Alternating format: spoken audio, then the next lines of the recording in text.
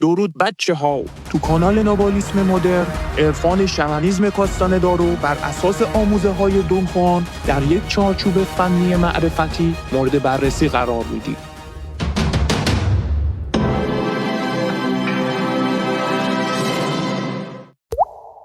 خب بچه ها، تو این ویدیو قرار هستش که کماکان در رابطه با اراده یکم صحبت کنیم و خصوصیاتی که داره.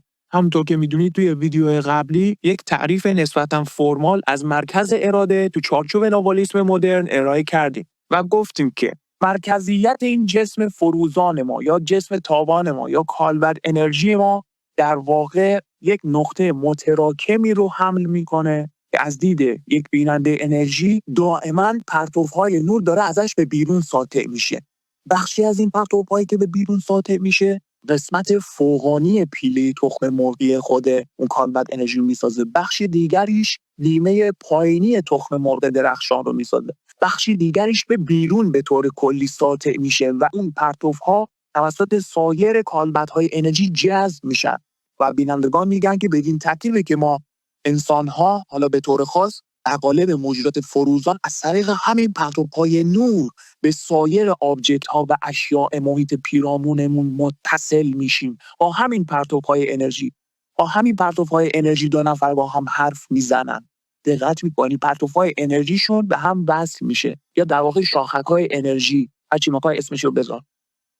این یک مرکز تولید انرژی که به طور ذاتی و طبیعی در درون همه کالبدهای انرژی آگاه دستکم وجود داره و به بیرون میجهه. اما پارت دومی که گفتم و میخواستم براتون توضیح بدم، این پرتوهای انرژی که ما بهش میگیم قوه اراده که در کالبدهای انرژی زنده وجود داره، اساسی ترین خاصیتش چیه؟ اینه که هر آنچه که در تمامیت هستی اون کالبد انرژی معنا پیدا میکنه رو بهش جامعه عمل میپوشونه، از بالقوه به بالفعل میرسونه، بهش تحقق میبخشه.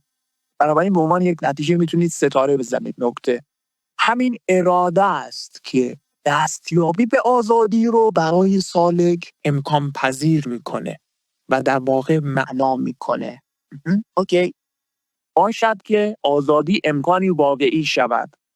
فقط و فقط همین قوه اراده است که میتونه در واقع کالبد انرژی رو آزاد کنه. آزادی اینجا به معنای آزادی از همه نوع اشکال تفسیری و فکری هستش که بحثش رو توی تمامیت هستی داشتیم. میدونید دیگه توی اون نقشه تمامیت هستی چند تا قوه وجود داشت. دارم مرور میکنم براتون یادآوری بشه. تو قلمرو شناخته 3 تا کانون تکلم و تعقل و احساس کردن داشتیم. تو قلمرو ناشناخته مفروض ظاهران مرکزیتش اراده بود که در واقع وصل شد به دیدن و رویا دیدن. یعنی چی؟ یعنی ما با اراده میتونیم به دیدن و رویا دیدن برسیم و نهایتا حوزه نهایی که در واقع برمیگرده به قلمرو ناشناختنی که 2 تا کمال رو متصور شدیم، آتش درون و تمرکز سوم، که اینا فقط و فقط به اراده متصلن. یعنی کمال فقط و فقط با اراده تحقق پذیره. دیدن و رویا دیدن فقط تمرینه، نه لازمه نه کافی. دقت میکنی؟ همونطور که شناخته نه لازمه نه کافی، فقط اینا تمرین اراده هستن. شناخته تمرین بدویه، دیدن و رویا دیدن تمرینات سطح پیشرفته مخصوص جنگاوران، جنگجویان، سالکان، رهگویان، ظاهران و امثال هم هستن. و نهایتا قلمرو ناشناختنی همون فنابقا یا آتش درون و اون یکی کمال هم تمرکز سوم مخصوص اهل معرفتند که به کمال رسیدن. همه اینا رو خواستم براتون به صورت خیلی خلاصه و مختصر عرض کنم که متکی بر قوه اراده. و این وصلی که من براتون آوردم خیلی کلی تره بچه‌ها. شامل چیزی که دوستتون اشاره کردم میشه. گفتم هر آنچه که در تمامیت هستی ما معنا دارد. خود اینو میتونیم بحث کنیم روش دیگه. حالا وقتی کلاس محدوده نمیتونم خیلی بازش کنم. مثلا چی آقا جان؟ مثلا شناخت، همین معرفت، مبارزه برای معرفت، این در تمامیت هستی من معنی داره. تقدیر ما آموختنه. از اول کودکی یاد میگیریم و میفهمیم، میبینیم، میدونیم که هیچ چاره‌ای جز یاد گرفتن نداریم. بنابراین در تمامیت هستی ما آموختن معنا داره. اراده نیروییه که ما رو در جهت آموختن پیش میبره. این آموختن رو میسر میکنه برای ما. خیلی مثالای دیگه میشه زد. آزادی، همین الان براتون گفتم، در تمامیت هستی ما آزادی معنا داره. 2 تا ورژن هم ازش وجود داره، یکی تمرکز سوم و یکی فناوقا یا آتش درون. هر دوتا طبق اون نقشی که دون خوان برای کارلوس رسم کرده بود روی یک زمین خاکی میتونیم بفهمیم که بله فقط و فقط با اراده قابل تحققه. دیگه چی؟ میتونید دیگه مثال بزنید از کارهای کوچیک گرفته تا کارهای پیچیده و سطح بالا، از یه آب خوردن گرفته تا چه میدونم دیدن، رویا دیدن، هر چی. و مهمتر از همشون که بی‌عملیه. حالا ما اراده رو خاصه برای عمل به کار میبریم. خواهید دید که اراده برای بی‌عملی هم به کار میره. یعنی ما بر حسب این قوه اراده میتونیم به بی‌عملی بپردازیم. حالا بی‌عملی با چه هدفی؟ با هدف پرورش اراده. خیلی عجیبه ها. یک لوپ معرفتی اتفاق میفته. یک لوپ معرفتی ایجاد میشه. من با انجام یک بی‌عملی میتونم اراده خودم رو تقویت بکنم. حالا این دیدن و رویا دیدن هم نوعی بی‌عملی هستند دیگه. حالات خیلی خاص بی‌عملی هستن. اوکی، روشن شد دیگه. اینو خواستم به عنوان یک مقدمه براتون مطرح بکنم. موردی نداریم بچه‌ها. ما بریم درس رو شروع بکنیم. خیلی خوب. بچه‌ها من مثلث انرژی رو قبلا براتون ارائه کرده بودم. مثلث انرژی باید حفظ باشید. 3 تا ضلع داره. قاعده‌اش همون انضباطه و 2 ضلع دیگه، یکی بی‌عملیه و دیگری قصد.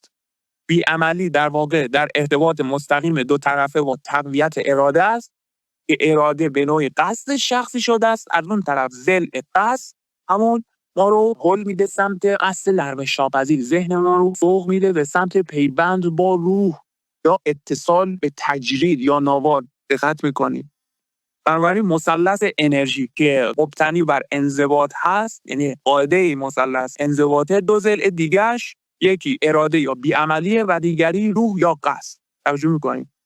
اینو مد نظر داشته باشید. قبلا براتون توضیح دادیم که بر حسب در چارچوب انضباط اراده رو با بی‌عملی تقویت میکنیم و این توامان منجر به پاکسازی پیوند ما با تجرید یا روح میشه. از اون طرف برعکس یه تریک اینه که با قصد یا روح ارتباط برقرار کنیم.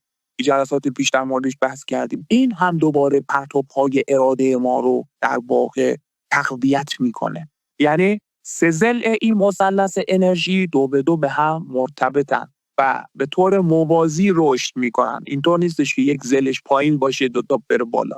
2 تا ضلع بره بالا، سومی هم نیرو وارد میکنه بهش، اونم میاد بالا. توجه میکنه. این ترازو عمل میکنه. مثلث انرژی و دقیقاً مرتبط به سطح انرژی سالکه. قبلا هم براتون اشاره کردم که پرتوهای اراده ما تحت شرایط مختلف بردشون کوتاه و بلند میشه. یعنی چی؟ یعنی از دید یک بیننده انرژی، انسانی که پرتوهای ارادهش اصطلاحاً تیزه دارای اراده قدرتمندتر و قوی‌تریه.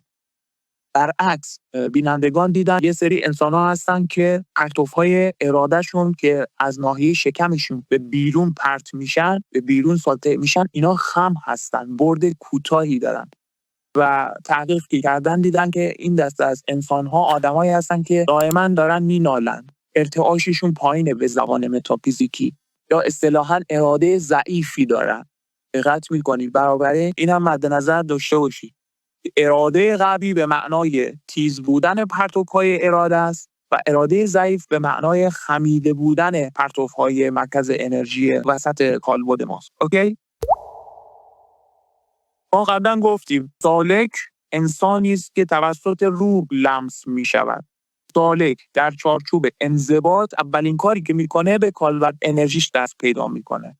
حالا ما 3 طریق هم براتون گفتیم، یا از طریق حرکات جادویی، یا مرور دوباره، یا رویا بینی، که هر کدوم برای خودش مظاهری داره.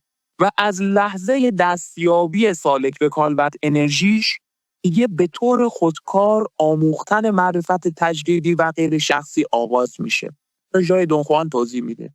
یعنی شما وقتی که به کالبد انرژی دست پیدا کردی، حتی اگر هوشیارم نباشی، کالبد انرژی تو داره معرفت کسب میکنه. تو مثلا داری آشپزی میکنی، کالبد انرژی داره یاد میگیره. اصلا ذهنت هم درگیر یه جای دیگه است. کالبد انرژی تو داره تجربه ذخیره میکنه، تجربه رو به قدرت تبدیل میکنه. موتورش به کار افتاده دیگه. موتور کالبد انرژی به کار افتاده. این در واقع همانا به معنای فعالسازی کالبد انرژی. تجربه کن چیزی که کالبد انرژی یک انسان عادی رو متمایز میکنه از کالبد انرژی یک سالک یا ساحر. به عنوان نمونه دونها مثلا میگه چنین سالکی دیگه رویاهاش مثل رویاهای عادی و معمولی نیستن. توی رویاها هم داره اقتدار جذب میکنه. همش تجربه است دیگه. یا اصلا تو همین زندگی عادی هر تعاملش از جنس کمینوشکار میشه. هر نوع تعاملی که با موجودات زنده، انواع و اقسام موجودات زندگی که باشون در و کار داره، انواع و اقسام موجودات ارگانیک، گیاهان، حیوانات یا موجودات غیر ارگانیک، هر گونه تعاملی که با این دست موجودات برقرار میکنه براش یک درس معرفت و قدرته. توجه میکنی چگالی آگاهیش رو ارتقا میده ولو اگر ندونه. خیلی نکته عجیبیه. چه میدونم با اساتید ملاقات میکنه، چه تو رویا چه تو همین جهان فیزیکی عطایای معرفت دریافت میکنه بدون اینکه حتی بدونه. حرکات جادویی جدیدی متناسب با کالبد انرژی خودش کشف میکنه. قبلا براتون گفتیم. مرور دوبارش واضح‌تر و شفافتر و راحت‌تر میشه. با جزئیات بیشتر میتونه به خاطر بیاره. این هم خیلی عجیبه. از خصوصیات سالک رهروی هستش که به کالبد انرژیش رسیده. حالا این سالک از جمله مواردی که باید در طول طی طریقتش دائما حواسش بهش باشه، تقویت و پروراندن توامان و بیوقفه نیروی اراده‌شه. همونطور که خدمتتون گفتم توی نقشه تمامیت هستی هم براتون به تصویر کشیدم. مهمترین قانون انرژی ما همین مرکز اراده است. در واقع قانون ساحری محسوب میشه دیگه. دونخوان چی میگه؟ میگه ساحری عبارت است از به کارگیری قوه اراده یا نیروی اراده در سر بزنگاه اصلی. بدون اراده هیچ چیز امکان پذیر نیست. از اون طرف خدمتتون عرض کردیم کمال یا آزادی ما با یک اراده پولادین قابل تحقق میشه. بنابراین طبیعی هستش که در صدر اولویت و اهمیت قرار بگیره در انضباط مسیر جنگجو. خب بچه‌ها بس رو تا اینجا داشته باشید. برای اینکه نمیخوام ویدیو طولانی بشه به نقطه جالبی رسیدیم. تو ویدیوهای بعدی میخوام به مفهوم بیعملی اشاره کنم که به لحاظ فلسفی معرفتی چطوری موجب تقویت اراده میشه. ممنون که ویدیوها رو تماشا میکنی. لایک و کامنت شما هم باعث میشه که پیام ما به گوش طیف گسترده تری از منتخبین روح برسه. سپاس.